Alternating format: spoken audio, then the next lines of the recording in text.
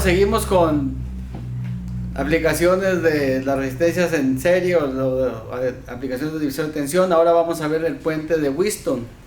El puente de Wheatstone se utiliza para medir con precisión resistencias. Sin embargo, más comúnmente se opera junto con transductores para medir cantidades físicas como deformación, temperatura y presión. Los transductores son dispositivos que detectan el cambio de un parámetro físico y lo convierten en una cantidad eléctrica, tal como un cambio en la resistencia. Por ejemplo, un medidor de deformación o una galga tensométrica exhibe un cambio de resistencia cuando se expone a factores mecánicos como la fuerza, la presión o el desplazamiento. Un termistor, por otro lado, tiene un cambio de resistencia cuando se expone a un cambio de temperatura. El puente de Wheatstone puede ser operado en una condición de equilibrio o desequilibrio, y eso va a depender del tipo de aplicación para lo que queramos conseguir. Por ejemplo, para la resistencia lo utilizamos en equilibrio, para otras mediciones como los termistores, en mediciones de temperatura se utiliza desequilibrado, pero eso ya son aplicaciones más avanzadas para verlos en otra sesión. Aquí solamente vamos a ver una aplicación para medir resistencias. Aquí tenemos el típico puente de Wheatstone. Como ustedes tiene esta forma que tenemos aquí, tiene un voltaje de alimentación, tiene 4 resistencias, R1, R3, R2 y R4. Si yo redibujo este circuito para que se vea un poquito más claro, sin que tenga la forma del puente, pues podemos ver que aquí está R1, aquí está R3, R1, aquí está R3.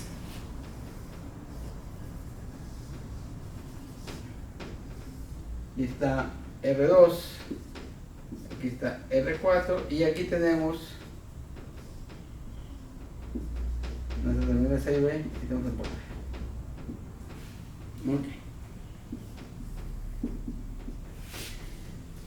Como ustedes pueden ver aquí, R1 y R3 hacen un divisor de tensión, R2 y R4 también forman un divisor de tensión. Aquí tenemos el voltaje en R1, aquí tenemos el voltaje en R2 y aquí tenemos el voltaje en R3 y aquí tenemos el voltaje en R4.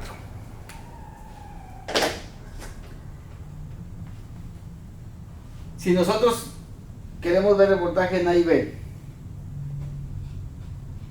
¿cómo lo podemos encontrar? Bueno, obviamente ponemos aquí el multímetro y lo vamos a medir. Para hacer la condición de la medición de la resistencia, buscamos que el puente de Wheatstone esté en equilibrio. Eso quiere decir que cuando esté en equilibrio, esta resistencia 1 es igual, esta resistencia 1 es igual a esta resistencia 2 y esta resistencia 3 es igual a esta resistencia 4. Entonces vemos que R1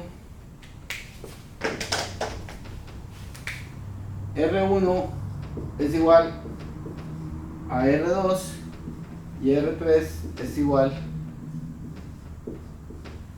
a R4. Entonces nosotros tenemos aquí una corriente que fluye por R1 y R3. Aquí hay una corriente que fluye por estas dos. Vamos a ponerle I1 y aquí fluye una corriente I2. Si estas resistencias son iguales como las pusimos ahí, R1 igual a R2 y R3 igual a R4, entonces I1 es igual a I2. O sea, tenemos ahí claramente esa parte de ahí, y tenemos que también, partiendo de que está en equilibrio, el voltaje en R1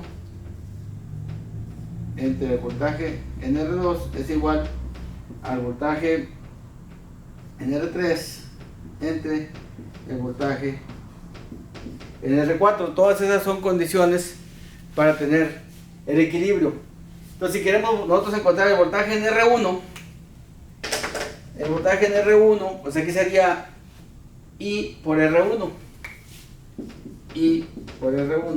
entre el voltaje en R3 sería I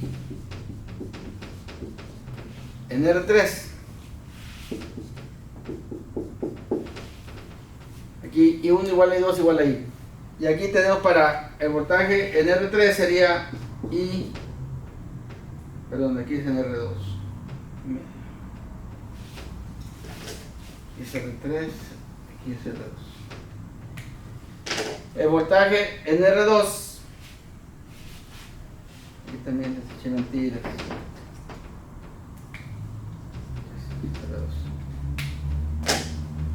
Es I por R2 entre I por R4. Como las I son iguales, se nos desaparecen y tenemos que R1 en R3 es igual a R2 entre R4. Entonces, si yo quiero conocer el valor de una resistencia cualquiera, por ejemplo de R1 va a ser igual a R3 por R2 entre R4. Y esa es la forma en que podemos encontrar el valor de cualquier resistencia. Obviamente cualquiera que tengamos aquí la podemos despejar y la podemos encontrar. Yo ahorita lo puse para R1 y de esta forma podemos encontrar el valor de R1. Ahora, ustedes dirán, bueno, eso es el análisis del circuito y cómo encuentro la resistencia. Muy bien, supongamos, voy a ver esta fórmula aquí. Supongamos ahora que yo quiero conocer una resistencia.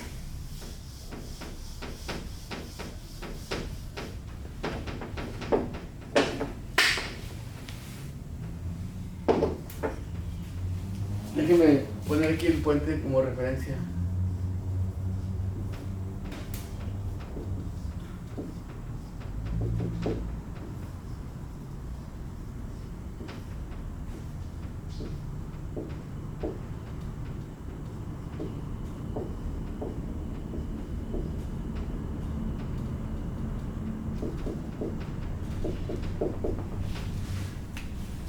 Si nosotros queremos que el puente esté en equilibrio, este voltaje de aquí y este voltaje de aquí tienen que ser iguales para que la diferencia de potencial de estos dos puntos sea igual a 0. Si este vale 5 y este vale 5 y yo quiero medir el voltaje entre estos dos puntos, pues el voltaje es 0.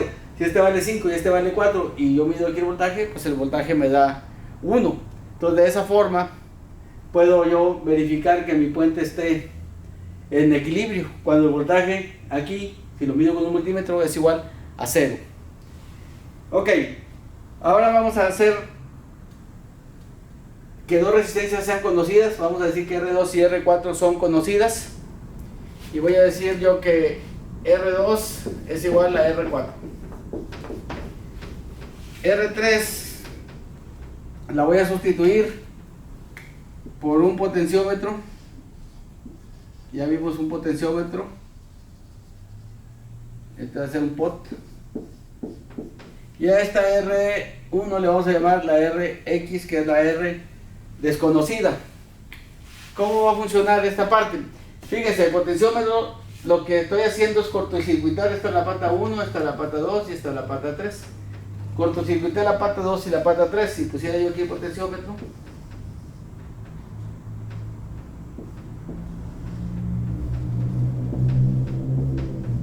pata 1, 2 y 3. Lo que estoy haciendo es conectar aquí y estas dos las estoy poniendo de esta forma. De esta forma, ¿qué es lo que hace? Que esta parte de aquí se pone en corto. Entonces, cada vez que yo vaya moviendo este cursor, lo que están en paralelo estas dos resistencias, como este es 0, la resistencia equivalente es 0 y solamente me va a quedar el restante de la resistencia. Entonces yo puedo variar esta resistencia desde 0 hasta su valor máximo. Supongamos que este es de 1 mega, 10 kilos, no sé, en un valor grande que podamos variar desde 0 a su valor.